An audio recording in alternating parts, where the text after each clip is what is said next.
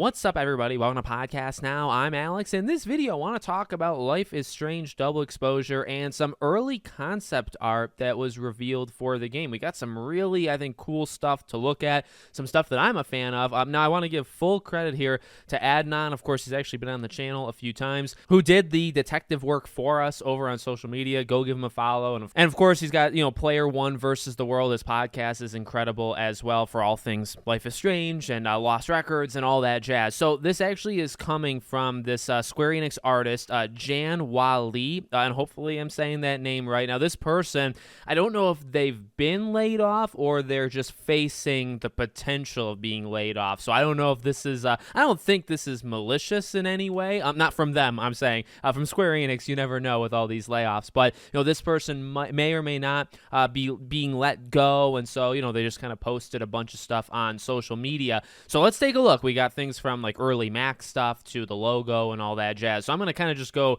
down his timeline. So firstly, we have the different logo possibilities for the game. Now, I'm actually fine with the logo for Life is Strange Double Exposure. I think the in like the Polaroid picture thing is a nice little callback. I understand because I've seen a lot of social media or people on social media say, you look at like Life is Strange 1, 2, and then like the Captain Spirit, and there's a lot of like brightness and like vibrancy and stuff, and then you look at all of the Deck 9 ones, and they've been very standard. And even if you look at what the other potentials were, I mean, you could see all 6 of them. Some of them look better than others. Some of them have kind of like a fading effect. I don't know what's going on. That bottom left one, I think, is not very good. Even the middle bottom one, I don't think is good. I think any of the ones with the actual like square, like really kind of focusing on the camera, that was a good choice to do. And ultimately, I guess what they end up doing is tilting it sideways, right? That was the final change there. To me, not that big of a deal. Logos can be something really special, but some of my favorite games of all time don't have the most, insane logo of all time either. Okay, next up we have deer designs. Not too much I think I can say here. I think actually they all look cool for different reasons. I actually really like number 3. I really like number 1. 5 actually looks like a kitsune, like mask. Maybe it's from playing Ghost of Yotei last month. And then 6 kind of looks like that, but just, with the full body. That looks pretty cool. Nothing really I think you could say there.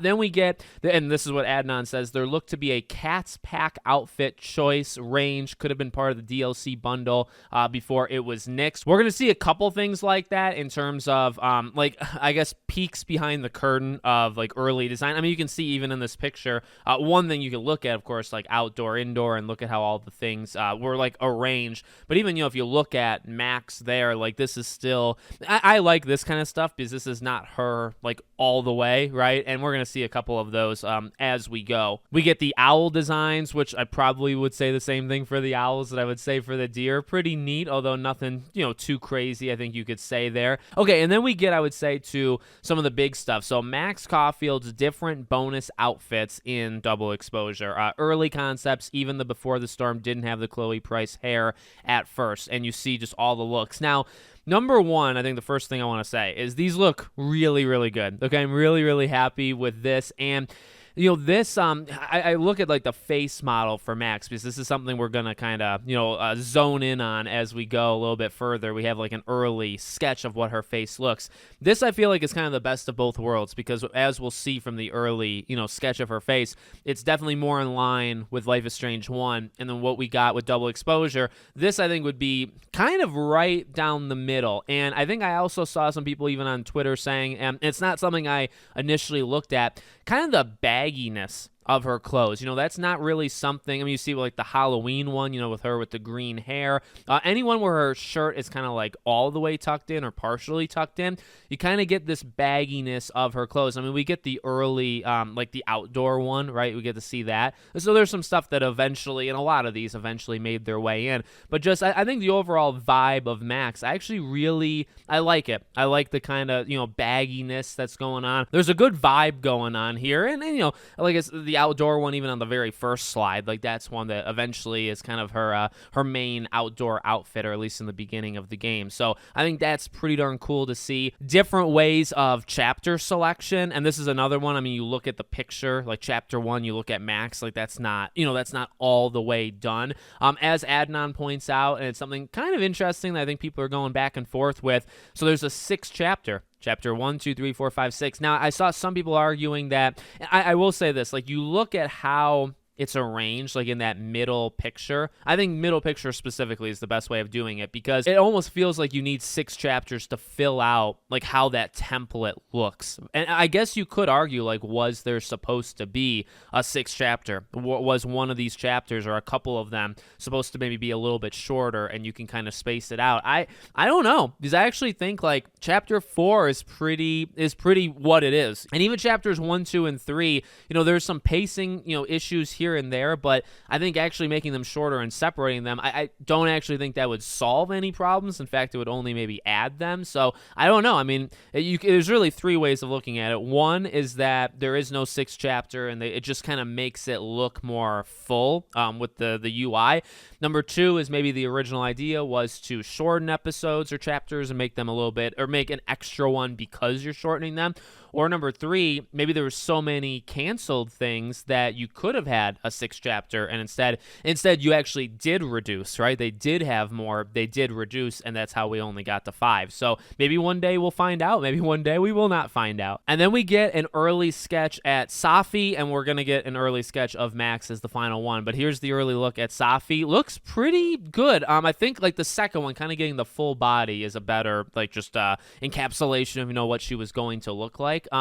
This one's interesting. And here's the thing. I'm going to say the same thing for Max. Like I do like their look in double exposure. I do like the visuals in double exposure. To me, it does look like what Life is Strange 1 would have probably, like if they made it in 2025 or 2024 or 2023, it probably is where it would have looked. And also, even if you don't want to agree with that, and that's okay, like I don't blame you, it's kind of where these games were going versus and this is sketch, you're not going to make these sketches look exactly like how they look in the game, but I think that's a good look. The Max one is the one that I think you can really do like a deep dive, especially just this one, her face, right? Just the top kind of part of her. So this one very much, like the hair noticeably I think looks different, but the face, her eyes, just the way her entire face looks. And this is something that when double exposure came out, I will say, or when it was announced, I'll say this, right? When it was announced, I think the voice obviously was a dead giveaway, right? Hannah Tell has such an iconic voice, but her look was something that actually, even though I like it, it was something that took me a while to get into, because it was like, oh, I don't, this is something that if you showed someone